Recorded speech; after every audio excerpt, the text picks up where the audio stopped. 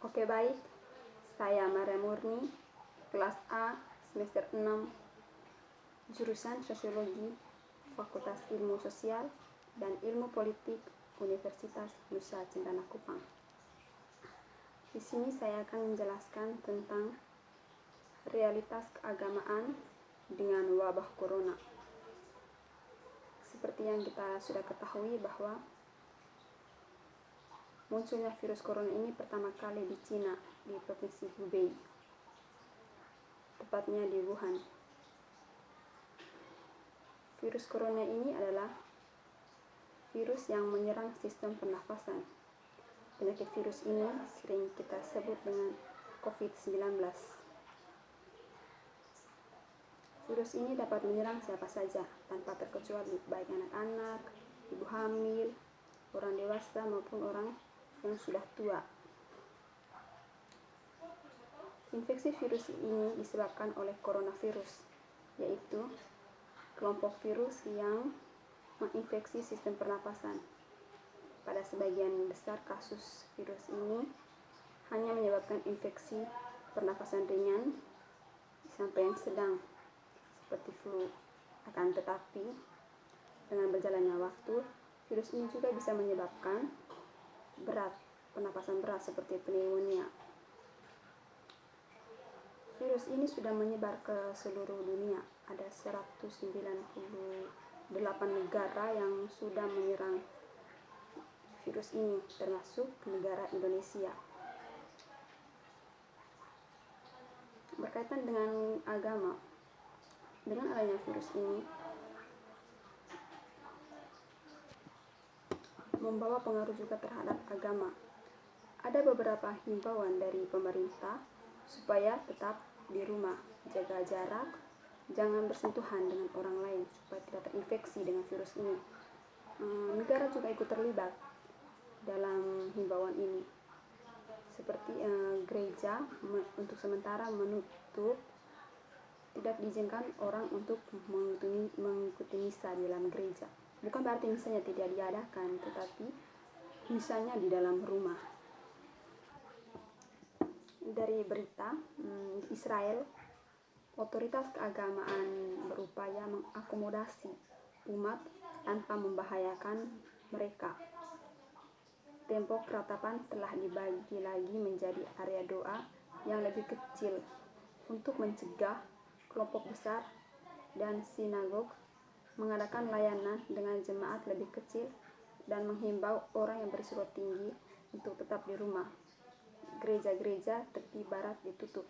Ini maksudnya supaya orang jangan berkumpul bersama, karena dalam doa ini kan orang berkumpul bersama, tetapi karena adanya COVID dihimbau supaya jangan ada lagi orang berkumpul sehingga tidak menyebarkan virus corona ini. Diharapkan masyarakat atau umat Katolik tetap di rumah. Dan sekarang menjelang Paskah, misa Paus disiarkan secara langsung melalui media online, live streaming. Demikian pula ritual untuk mengusir virus di Kuli Buddha Kinpuses di Jepang. Gereja-gereja Korea Selatan juga menawarkan layanan khusus YouTube untuk pertama kalinya. Di Indonesia juga seperti itu, ini baru pertama kalinya terjadi seperti ini.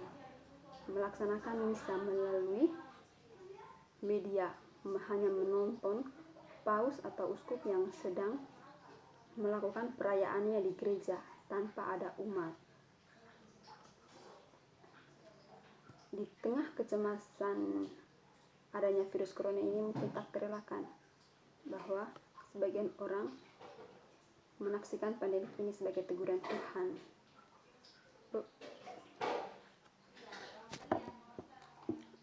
Kalau menurut saya ini juga bagian dari teguran Tuhan. Mungkin selama ini banyak umat yang tidak ke gereja, tetapi di tengah Paskah ini dengan adanya juga COVID-19 dihimbau supaya orang tetap di rumah. Dan artinya orang yang menginginkan untuk misa tidak mengikuti misa di dalam gereja. Mungkin ini juga salah satu cara dari Tuhan supaya orang untuk merenungkan bahwa betapa pentingnya gereja bagi kita. Banyak orang yang merindukan mengikuti misa di dalam gereja, merayakan Paskah bersama banyak teman-teman, tetapi dengan adanya COVID ini dihimbau agar melaksanakan misanya di dalam kos atau di rumah kita masing-masing.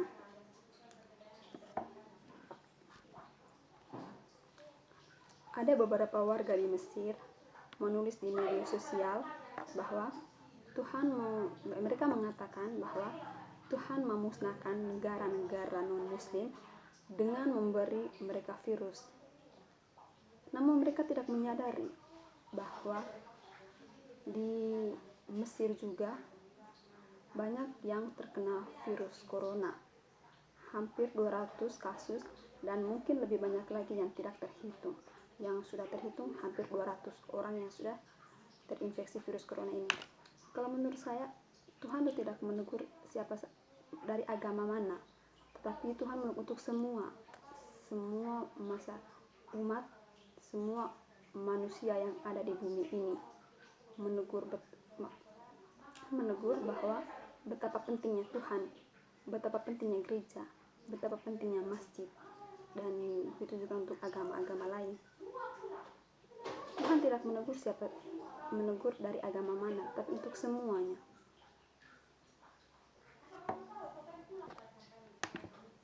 Upaya-upaya pencegahan penyebaran virus corona telah banyak dilakukan oleh pemerintah. Dan gereja juga ikut terlibat dalam mengurangi penyebaran virus corona ini. Salah satu contohnya adalah di Bogor.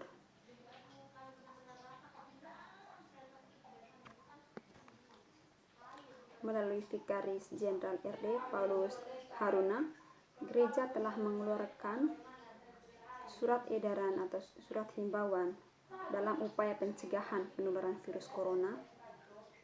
Umat yang sedang sakit disarankan untuk tetap di rumah, beristirahat di dalam rumah, dan diperiksa oleh dokter. Kebersihan pangan pun disoroti, mengingat adanya virus ini. Ritual salam damai yang seperti biasa dilakukan umat dalam Ekaristi itu ditiadakan. Menggunakan air suci di depan pintu masuk gereja pun tidak menjadi keharusan. Itu semua tergantung dari umat untuk mengambil air yang biasa disiapkan di depan gereja. Sama seperti di Filipina juga. Di Filipina pas Rabu Abu kemarin, seperti yang sudah biasa dilakukan pada saat Rabu-Rabu itu, menabur abu itu di kepala, tetapi karena adanya virus corona ini, maka abu itu tidak dibuat salib seperti ini, tapi ditaburkan di kepala sebagai hari abu-abu. Tapi di Indonesia kemarin tidak melakukan seperti itu. Dan di Filipina juga kemarin rencananya untuk Jumat Agung nanti pembasmi rasul itu tidak dilakukan seperti yang biasanya, merayakan Paskah seperti Ekaristi.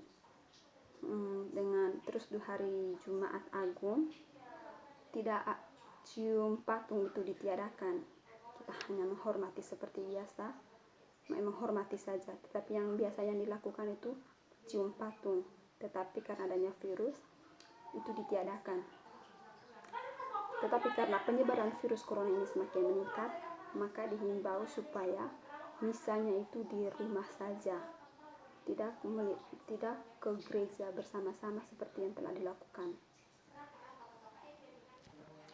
Jika dikaitkan dengan teori basis suprastruktur oleh Marx, menurut Marx, basis itu adalah ekonomi dan suprastruktur itu adalah politik, budaya, hukum, sosial, dan lain-lain. Ekonomi ini adalah dasar dari kebutuhan manusia. Tidak ada manusia yang hidup tanpa makan, minum, dan lain-lain. Jadi jika dikaitkan dengan COVID-19, ada dampaknya bagi seluruh Indonesia karena COVID-19 ini, yaitu kurangnya pendapatan. Perdagangan antara Indonesia dengan Cina juga jadi penghambat, dan ekonomi Indonesia juga sekarang semakin menipis karena COVID-19. Virus corona ini juga mempengaruhi bagi kesehatan kita karena ekonominya berkurang. Seperti saya sendiri juga, contohnya saya sendiri juga, orang tua saya bekerja untuk menjual kain di setiap pasar, tapi karena sekarang ada himbauan dari pemerintah, pasar ditutup dan masyarakat tidak ke pasar, jadi uang per bulan juga harus berkurang dari sebelumnya karena pendapatan dari sana berkurang, dan saya tidak mungkin memaksa mereka untuk mengirimkan uang sesuai dengan kebutuhan. Saya harus mengatur uang tersebut sebaik mungkin. Mungkin itu jawaban dari saya, dan itu adalah menurut saya tentang realitas keagamaan dengan wabah corona dengan menggunakan teori basis suprastruktur Marx. Sekian dan terima kasih.